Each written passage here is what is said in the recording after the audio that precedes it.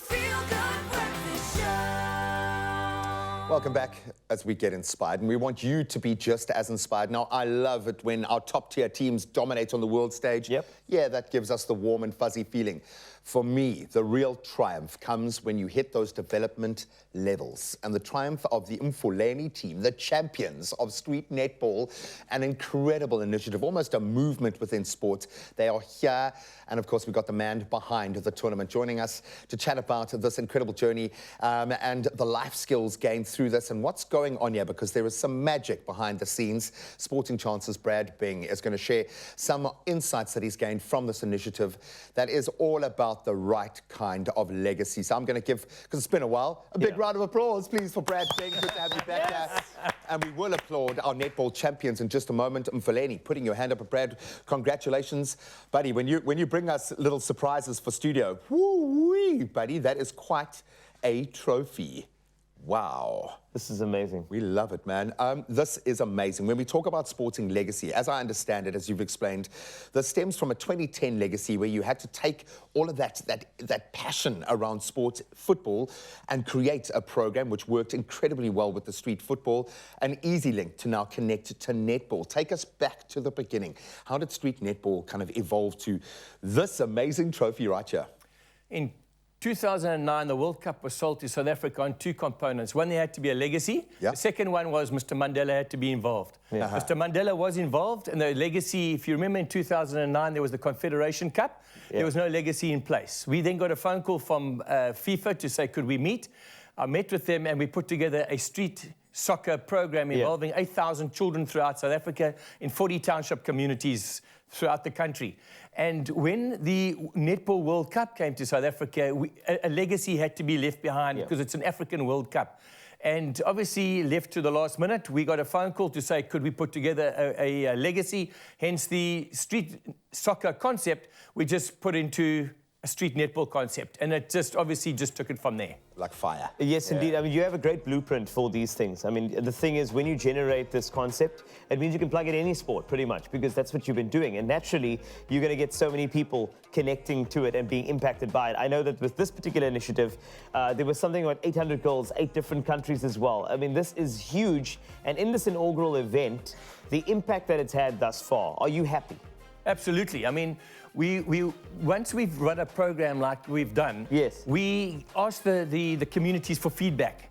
And the one program that got 100% response, positive response, was the actual life skills component that was implemented. You know, we focused on GBV. We know that crime is not great, and we need to get on top of it. And those are the things that we've brought into the Sporting Chance programs, Carl. So, but getting back to your question there, the huge important thing, there are 3 key components. There's you need access to facilities. We know that the access to facilities in our communities are limited. So it's obvious. The facility to play netball or soccer or cricket is the street. So we've obviously got to get permission to close down the street, and that's what we do. So it's a very simple concept, but it works. It works because it plays to the bigger picture, but it also plays to the individual, the young girls that are entering into the system to see other star players, to play with players, to play in a social connection within a team. There are so many layers to the life skills that are developed. What difference do you see, even in the short time of a tournament like this? If we take Mfuleni, for instance, what does this mean for the girls in that team to win a trophy like this through this process? What does it do for the players, do you think? It's not only the players, Graham. It's the inspiration that they've given to the whole of the Mfuleni community. That is huge. I mean, you can't buy that.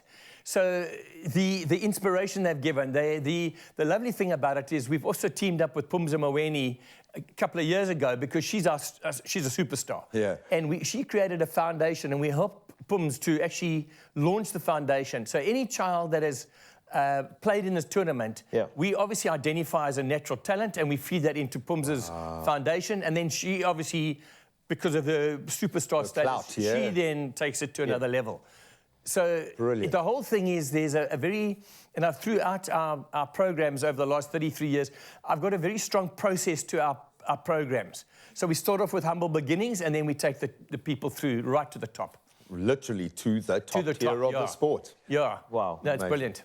Well, I just want to applaud you and Sporting Chance and your entire team. What you always do is create these initiatives that have longevity. And they're not flash in the pan with you. I believe in this man's sustainability, and when you create something, it has a proper impact. So I salute you and Sporting Chance for that. Love you, man. Fantastic. Yeah, Cole, thank you. I mean, we obviously, with it having been an African World Cup, we obviously want to expand this right throughout South Africa. Yes. We only did it in the Western Cape because we only had sufficient money for the Western Cape. And obviously that's where the World Cup took place. But, you know, it's got legs to go right throughout the country, like we did with soccer. And I don't think people realize how the South African public bought into the Netball World Cup. It was unbelievable. Yeah. You just had to go to the fan parks to realize how magnificent it was. And the city of Cape Town were outstanding. Yeah, man, just keep them coming. Keep them coming, like a 2027 FIFA Women's World Cup. Keep them coming to South Africa. On the shoulders of what you and your amazing team are doing, we might just get there. But I think we have to heap some praise on the players themselves, the champions of street netball in South Africa. Mfuleni have been shining bright. Congratulations.